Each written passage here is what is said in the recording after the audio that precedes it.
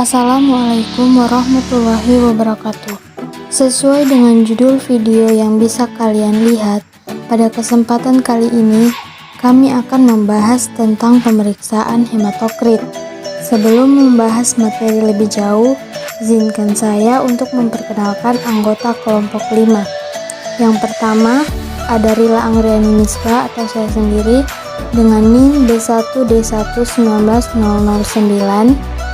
Yang kedua ada Rohma Zulfira Siloh dengan NIM B1D1190011. Yang ketiga ada Edison Lamber Dompeipen dengan NIM B1D1190013. Yang keempat ada Vira Kristiani Daud dengan NIM B1D1190027. Yang kelima ada Susi Susanti dengan NIM B1D1190028. Yang keenam ada Waestri dengan NIM B1D1190030. Jadi kita masuk tahapan pranalitik. Jadi pada tahapan ini kita akan mempersiapkan alat dan bahan yang kita gunakan pada praktikum pemeriksaan hematokrit. Adapun alat dan bahan yang digunakan yaitu autoclave, lancet steril, pipet kapiler yang berisi antikoagulan, centrifuge hematokrit, hematokrit triader, darah kapiler, kapas alkohol. Selanjutnya kita masuk ke tahap analitik. Tahap ini terdiri dari prosedur kerja pemeriksaan hematokrit. Adapun prosedur yang pertama yaitu disterilkan area penusukan menggunakan kapas alkohol 70%. Yang kedua, diambil darah vena pasien menggunakan autoklik pada jari tengah. Yang ketiga, isaplah darah pada tabung mikrokapiler yang khusus dibuat untuk penetapan mikrohematokrit dengan darah. Yang keempat, tutuplah ujung satu dengan nyala api atau dempul. Pada prosedur keempat, kami melakukan kesalahan kerja yaitu tidak menutup ujung menggunakan nyala api atau dempul, yang seharusnya seperti video berikut. Selanjutnya kita tutup salah satu sisi menggunakan dempul.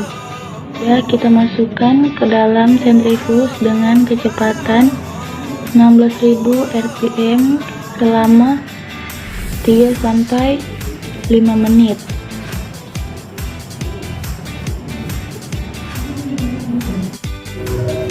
Selanjutnya kita membaca hasil hematokrit dengan menggunakan grafik.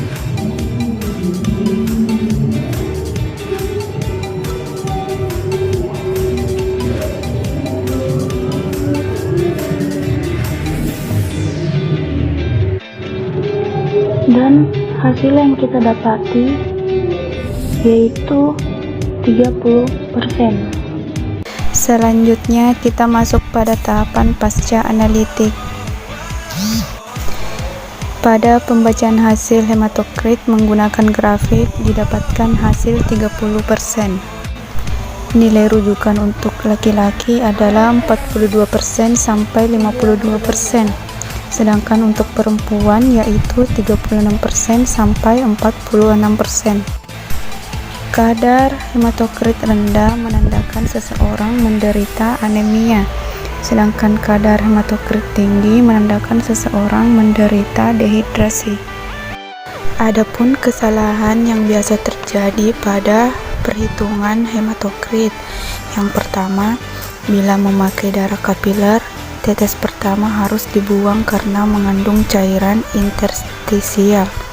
Yang kedua, penggunaan antikoagulan Na2-EDTA atau K2-EDTA lebih dari kadar 1,5 mg per ml darah mengakibatkan eritrosit mengerut sehingga nilai hematokrit akan rendah. Yang ketiga, bahan pemeriksaan tidak dicampur hingga homogen sebelum pemeriksaan dilakukan.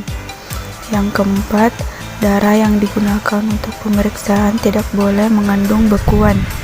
Yang kelima, pemakaian mikrosentrifuge dalam waktu yang lama mengakibatkan alat menjadi panas sehingga dapat mengakibatkan hemolisis. Dan yang terakhir, pembacaan yang salah.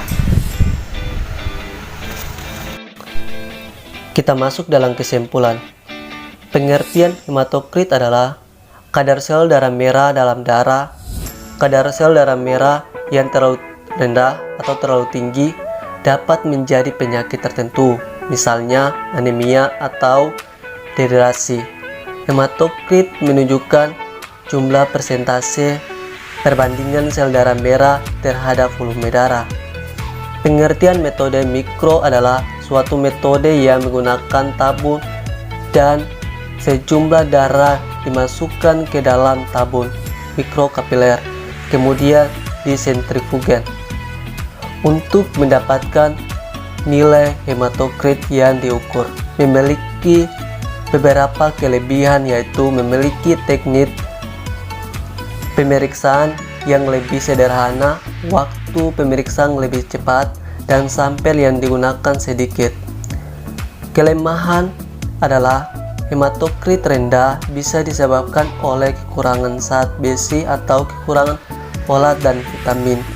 Nilai normal pada wanita 37/43%, pada pria 40/48%. Nilai yang kita dapat pada pemeriksaan hematokrit adalah 30%, berarti nilai tersebut tidak normal.